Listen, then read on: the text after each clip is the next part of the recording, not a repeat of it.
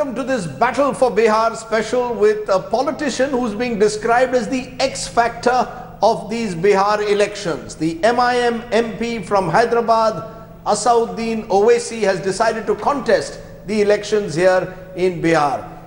Appreciate your joining us, Mr. Owaisi. You've come all the way from Hyderabad to Patna to contest the elections of Bihar.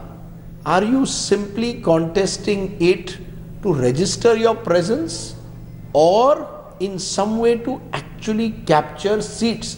What is the motive? Because your critics are saying Asaduddin Owaisi is a suicide bomber today for the BJP.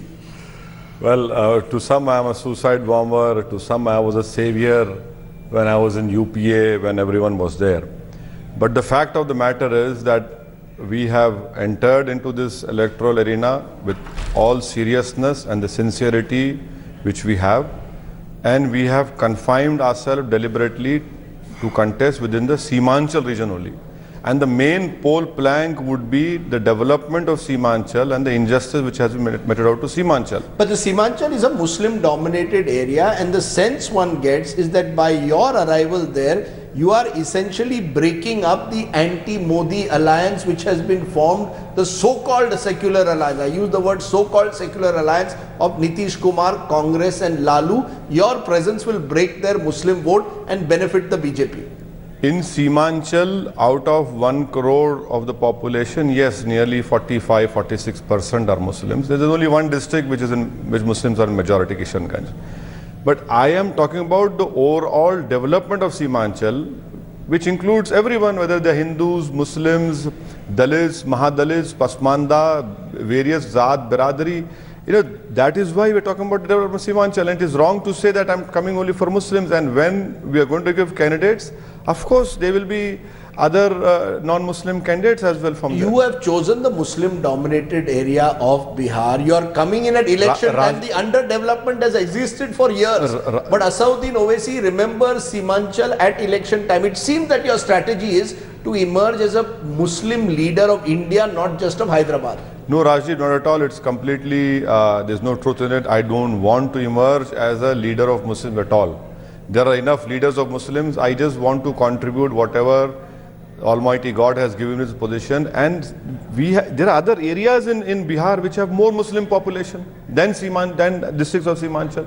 But deliberately we have not gone there. So why have you gone to a particular area? Which is why it is leading to people's suspicion that you are there essentially to cut into the votes of Lalu, Nitish and Congress, because they did well in this area in the Lok Sabha elections. I am pretty sure that this time also the people of Seemanchal will not allow BJP any victory over there. I am pretty much sure, and will try that. And I have publicly stated, I am reiterating that again, wherever my candidates are not there, whether in Seemanchal or anywhere in Bihar, please vote for the secular candidate or the party to stop and defeat the BJP and its allies. Are you telling me that at no stage have you had any contact with any BJP leader, more specifically the BJP President Amit Shah? I keep hearing these reports that Asaduddin Owaisi is being set up as part of the BJP strategy. Rajdeep, it is completely untrue. It is a wild, baseless allegation which is being made against me. And people who have made such allegations, I'm in the process of sending them a legal notice. And if they don't apologize, I am going to file a criminal defamation. Because there are Janata Dal United leaders who on public platforms have said Asaduddin Owaisi has taken money from the BJP to contest the elections in Bihar. I know that. I'll get that tape. I'll send a notice to that gentleman. And I want him to prove in the court, and I'll ensure that he proves in the court. Otherwise, the criminal defamation law in India is very strict. And he will have to pay through his nose even if I file a civil defamation. You cannot get away by making such allegations against me. I mean, just because I am contesting elections, you feel threatened, you expose yourself. The JDU was with BJP. I am saying I don't differentiate between Modi, BJP or Advani. For me, they are all equal. They are from the ideology of RSS. And they are still your enemy number one. Of course they are. Of course they are, and inshallah I take pride in that, and they'll continue to be. You know, the reason you said two things which are interesting. You said Muslims and Dalits of Seemanchal must come together. Many years ago, Haji Mastan, who was a smuggler in Mumbai, had started a group called Dalit Muslim Suraksha Mahasangh to bring together Dalits and Muslims, and even said, Dalit Muslim Bhai Bhai, Hindu Qaum kahan se aayi? Are you trying that same kind of politics now? now? I am not against the Hindu Qaum. I am not against any religion. I am saying that the Muslims and the Dalits are their social, educational indicators are abysmally low. Their political voice needs to be there in the respective assemblies and the parliament so that the injustice can be finished, real development takes place. And I am of the opinion that our democracy is a participative form of democracy, wherein every, whether it's minority or Dalit, their voice has to be there in our democracy. Otherwise, this will become a majoritarian form of democracy, and the constitution allows me. No, let's be clear. This parliament has the lowest number of Muslim MPs, right? 13 Muslim MPs and 23 Muslim MPs, the lowest ever that an Indian parliament has had. Are you suggesting that you need Muslim reservations in parliament? Are you suggesting that you need a larger representation of Muslims? Because for the first time, Uttar Pradesh doesn't have a single Muslim MP in the history of independent India. Bihar only has one. Therefore, I'm asking. Bihar has three. Is that what you are asking? Rajdeep, the political representation in the Indian parliament must increase. Through reservation? Not through reservation. No, I'm not at all saying that. But at the same time, I'm saying, why is it that the 1950 presidential order says that a Muslim and a Christian cannot be a Dalit? That has to go. Is there a Muslim vote bank or not? Effectively, is that what you are tapping into? Much like, say, a Kashi Ram of the Bahujan Samaj Party started off by tapping into a Dalit vote bank, Asaduddin Owaisi is trying to tap into the idea of a Muslim vote bank. The alienation, anger, grievances felt by particularly young Muslims is what you are tapping into today. There is no Muslim vote bank. If there was a Muslim vote bank, why would we be in such a pitiful situation? If there was a Muslim vote bank, why would we have only 23 MPs? There is no Muslim vote bank.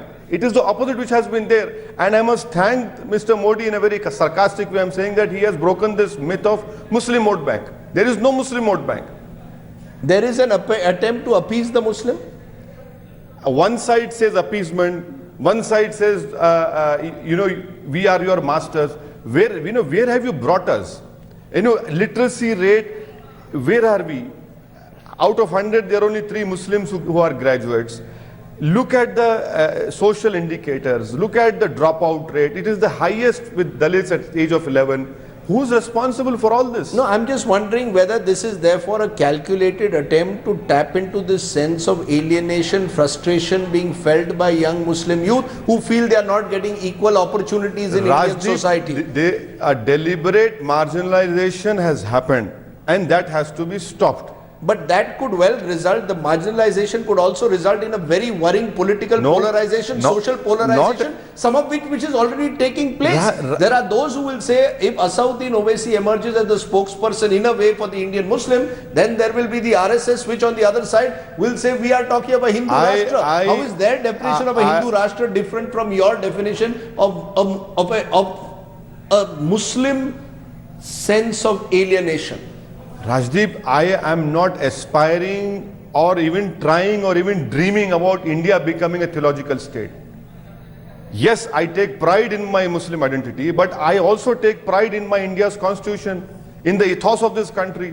My fight is that the constitution has given us those rights have to be given to us, those rights must be utilized, those rights must be used. That constitution speaks of secularism. What is your definition of secularism? My definition of secularism is that India should never become a theocratic state. My understanding of secularism is that the biggest minority of this land should be adequately represented in every strata and sphere of society. For India to emerge, to fulfill the dream of our forefathers, you require the minorities to feel secure. That is where our secularism will be successful. Secularism does not mean holding of mere iftar party, either wearing a skull cap or not wearing a skull cap. Secularism does not mean sending some fool chadar to Khaja Ajmeri's dargah. Secularism means convicting the person who's involved in Khaja Ajmeri dargah, This is the real meaning, understanding and success of secularism, which everyone is trying, including me. In that sense, the politicians of India have failed secularism and thereby failed the Indian Muslim. That's what you are trying to suggest over the last 67 years. I am saying that the parties who have taken votes from the Muslim community have taken us for a ride. Be it the Congress, be it the JDU, be it the RJD, all of them have spoken of secularism and social justice. They have only used it, you are saying, to get votes. It is not me. It is not me. If you read the first chapter of Sachar committee, Justice Sachar himself says that the Muslims have been caught in this vicious web of appeasement and political hostage. It is Ranganath Mishra who said it. Various reports are saying, NSSO 68 round data says that. It is not me. These are all empirical evidence which is being thrown at faces of these people who claim to be secular and who say that no, where is the improvement then? You answer me on the reports of this data and everything. Asaduddin Owaisi, let's for a moment return to this battle for Bihar. There's a sense that this is a make or break election, particularly for the so-called secular forces of Lalu, Nitish, even the Congress. Narendra Modi has also staked his prestige on it. If you say that Mr. Modi is your enemy number one or the RSS is your enemy number one, shouldn't you be on the same side as the Congress, the RJD and the JDU? Why don't you? I still haven't understood why are you not willing to go along with them?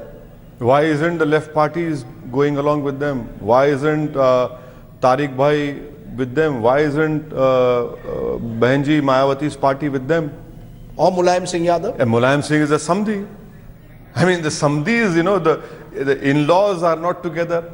But definitely, yes, Rajdeep, please understand that I have not yet decided how many seats I'm going to count out of 24. Let us assume I put up 24. 219 is there. Can't you defeat them in 219? And then this whole argument, why is it being put to me, this question mark? Why am I always asked this? I mean, are they, this is very wrong. This shows their arrogant mindset that no, it's like George Bush theory, you're with us or not with us. How can that be? What are your political goals then? Because you contested the Maharashtra elections, you actually now have 3 MPs, two MLAs in the Maharashtra Assembly. You contested in the Nanded Municipal Corporation, you had 11 corporators who won.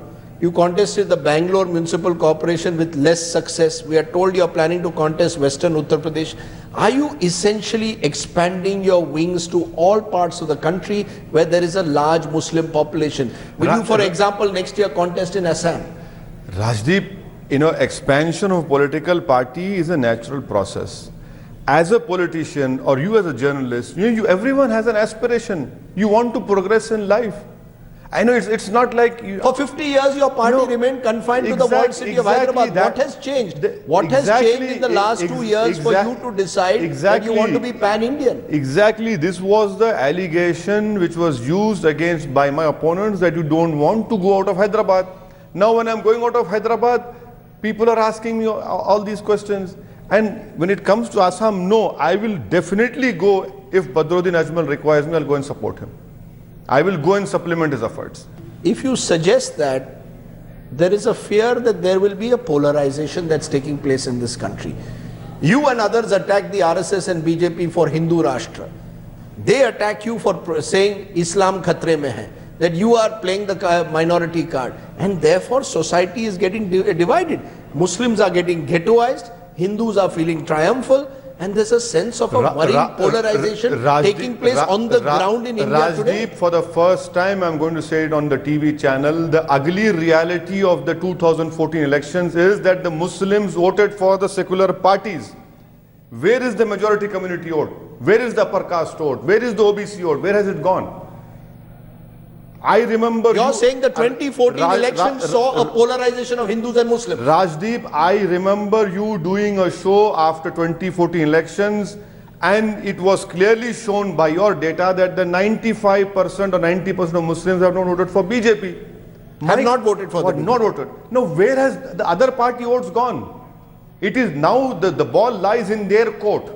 So you're saying there's a Hindu vote bank in this country now, not so much a Muslim vote bank? That is why I'm saying there's no Muslim vote bank.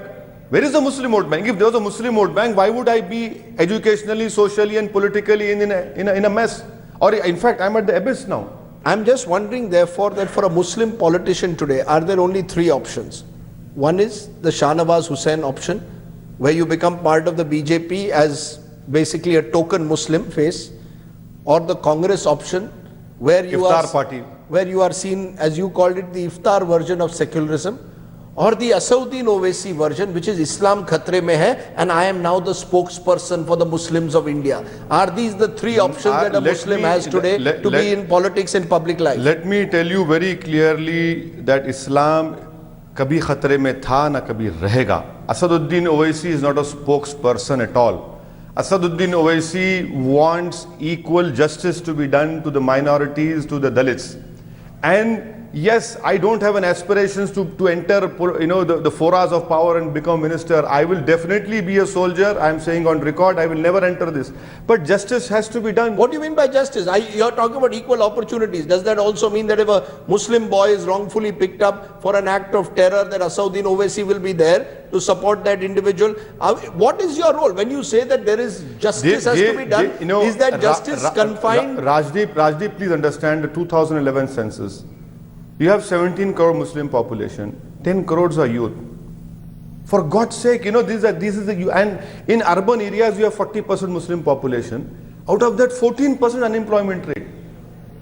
You have to do something, definitely. No, who are you blaming for this? Who are you blaming? It is the parties in power. It is those parties. You were part of that UPA. Rajdeep, I came out in 2012. I came out in 2012. And despite being in part of UPA, I used to vociferously, in an aggressive way, voice the concerns and even criticize the government. I have been there on record. You have to have a level playing field. The diversity of India should be reflected in each and every sphere of our society. That is what I am saying. Without diversity, how can we have 8-9% growth? You have to bring the biggest minority of the land, by helping them. What the Vice President of India talked about, positive discrimination. That is the need of the hour. But in the process of that, are you worried that you are, or people like you are becoming victims of a stereotype? Because they will see you, the way you look, the way you dress, the way you speak, and they will say, Asaduddin Owaisi today represents a particular community only. That even while you speak in this interview to me about diversity, your critics are saying that actually the only community that you are targeting is the Muslim, which is why you've come to Bihar with a large Muslim population. Not at all. Bihar elections is for Seemanchal's upliftment, development, and to stop this exploitation and that. Which you've now discovered in 2015. No, Rajdeep, okay, fine. Let us assume we discovered it. If I, now when I have the knowledge of it, I should react to the situation. I should rise up to the situation and take it up. Instead of, just sitting on the sidelines and crying and worrying, it's not going to help things. You have to get involved, dirty yourself and ensure that whatever best you can do it. How is all this now going to play out, you believe, over the next 5-10 years? It's obvious that the BJP is the preeminent party now in several states of the country. They're winning election after election. There's every chance they could win Bihar. Where does that leave, you believe, the so-called secular forces? And I use the word so-called yet again, in the belief that many of them have got discredited now. Where does that leave this anti-Modi alliance? Do you believe it's enough to form an alliance simply by creating the fear of Modi? Muslims seem to be subject to what Pratap Bhanu Mehta once called secular blackmail. Rajdeep, this place where we're doing interview is the place of Bihar where the Sampur Kranti slogan was given. And I'm sure another JP would arrive at the right time. And I'm sure that will only lead to the defeat of BJP. It's going to happen. But you believe the present leadership that is trying to take on Mr. Modi simply by creating the fear in the Muslims of us and trying to of Mr. Modi creating some kind of secular blackmail is not capable of taking on Mr. Modi? I hope and wish that they are right in what they are doing. But a lot needs to be done. To take on BJP, to defeat them in 2019, it requires a lot of efforts. It requires a lot of planning. I wish they know all these things. Asaduddin Owaisi, I have to ask you one last question. Is there a Jekyll and Hyde creature that exists both within you and the MIM? Your brother Akbaruddin is seen almost as the hard-edged extremist face of your party and you try to present the most sophisticated face. Is this a double act, Jekyll and Hyde? What is it? You will be surprised when you meet Akbar, and you will find him more politically shrewd and astute and a better human being than me. He gives all the shrill pieces, he gives the shrill speeches, and you tend to speak with this dignity on programs like this. Rajdeep, Akbar had addressed nearly 35 public meetings in Maharashtra assembly elections and 3 in Aurangabad recently held. Not a single notice was given by Election Commission of India. Neither our opponents had filed a complaint. In the past, he has received notices. He has gone to jail for inflammatory speeches. I'm just trying to understand. Is the MIM a party where even your late father was seen as a fiery speaker, a fiery orator who roused the masses? His critics would accuse him of being a rabble-rouser, and you are trying to present this other face. Rajdeep, whatever I am is because of my party and the Almighty Allah and because of my father's political struggle. What he has done, I don't think so anyone of us can even achieve the half of it. But there is no such deliberate attempt. Yes, of course, family, you have different people with different approach to life, and that's it. So it's not Akbar and Asad, two different individuals with one goal of strengthening the MIM, one the extremist wing that attracts the young, not at all. And there's Asaduddin Owaisi trying to widen the base of the party. Not at all. Whatever Asaduddin Owaisi has reflected is also the view of my party and also the view of Akbar. There cannot be two divergent views at all. And Akbar's views are your views? Of course. Akbar will reflect the views of me as a party president, and he will reflect the views of the party. Before I leave you, during the conclave you made an interesting observation. You said that Lalu Prasad and Mulayam Singh for a wedding in the family made Mr. Modi their main guest. Everyone wanted to click photos with Mr. Modi. You will not call Mr. Modi for any wedding or any private function. True. Is Mr. Modi an untouchable, political untouchable for Asaduddin Owaisi? Rajdeep, and is that the kind of politics that we want to see? Rajdeep, if there is a death in my neighbor or someone, death happens, everyone comes and console someone. But if it's a happy occasion, it is my choice to invite people I want to share my happiness with. That is the difference. If it is a happy occasion, I would definitely invite Rajiv Sardesai. I will drag him and bring, no, you have to come and share my happiness. In my happier moments, I will remember my friends. And for me, my friends are those, I don't differentiate between my political friends or non-friends. If someone is my political opponent, he will be my opponent in my personal life. So for you, Narendra Modi, the BJP and the RSS are not just a political opponent, they are your political enemies. Lalu Prasad and Nitish Kumar are at best, at the moment, your political rivals, not your enemies. You have put it very rightly. On that note, Asaduddin Owaisi, pleasure talking to you. Thank you very much. Thank you. Thank you.